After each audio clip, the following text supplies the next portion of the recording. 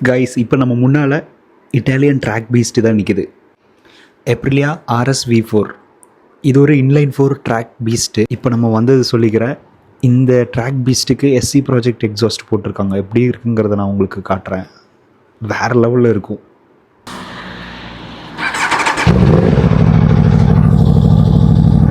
SC project exhaust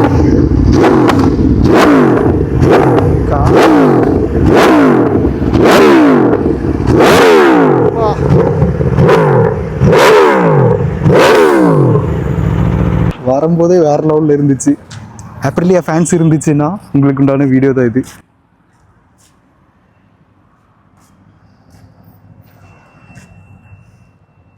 என்னமா இருக்குது லுக்கு.